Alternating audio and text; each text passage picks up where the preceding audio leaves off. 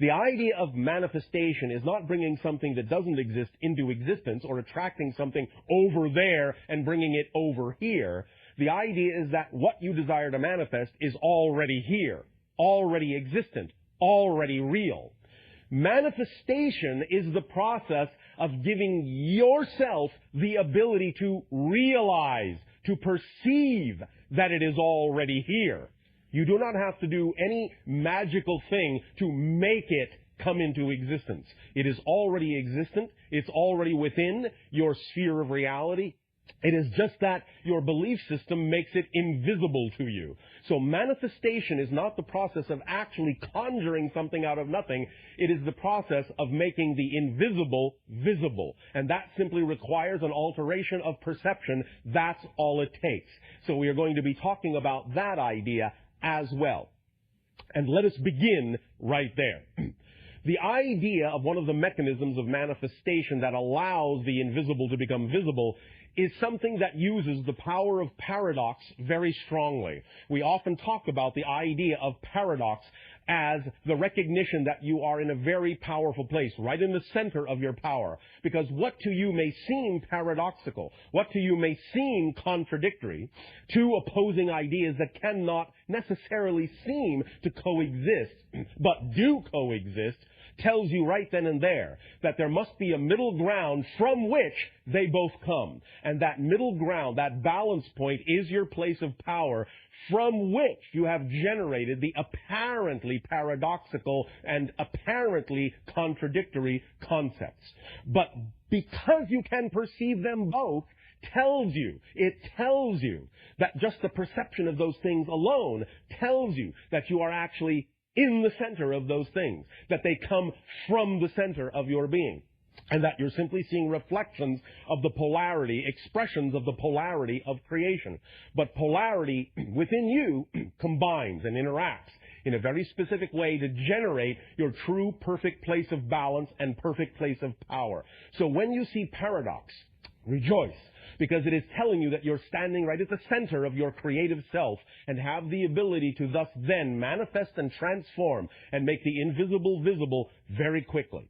Let us explain a little bit more clearly about the idea of the paradoxical nature of the mechanism of manifestation.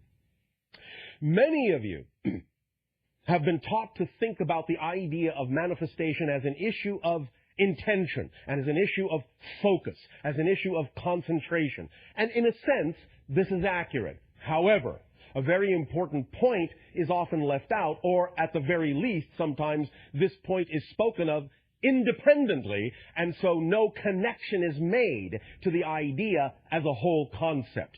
The two seemingly paradoxical issues here are intention, focus, and concentration, and conversely on the other side, what you have often heard in many metaphysical and New Age information sources, the idea of surrender and letting go. These two things are not diametrically opposed. They are not mutually exclusive. They work together in a whole mechanism. In other words, the secret, one direction of the paradoxical mechanism is the idea of intention, focus, and concentration, and then, after that has been done, letting go and surrendering and letting the intention, focus, and concentration do its job on higher levels. Working these two things, linking these two things together gives you the entire mechanism of manifestation, or at least one direction of the energy. We will discuss the other direction in a moment.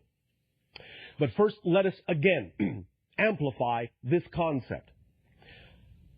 And again, understand this connects to the notion of the 15-minute time span in the following way.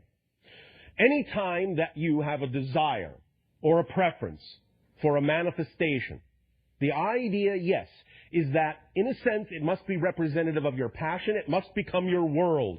The intention, the focus, in a sense, the concentration, is there if that is representative of your passion. Because when something is representative of your passion, you're automatically focused on it. You automatically intend it. You're automatically concentrating all of your attention on that idea, because that's what passion does.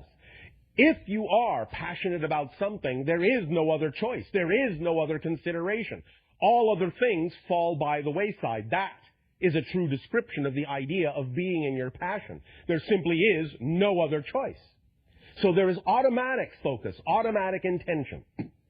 If then, in what you call a peaceful state or a meditative state or a focused state, you allow yourself to image that passionate idea, that manifestation that is desired, and feel it and build that energy up in your energy, in your emotions, in your passion. Build that energy to a peak over the course of simply 15 minutes and no longer, sometimes even less.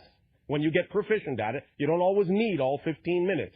But 15 minutes at the most is all that is necessary for you to activate the idea of the wheels, of the gears, and put it in motion with regard to the idea of allowing the invisible to become visible. But when you do that, when you build it to a peak over the course of a few minutes or 15, the next step is to completely and utterly let it go. Forget about it. Stop caring about it. Let it go. Surrender it utterly to the higher self.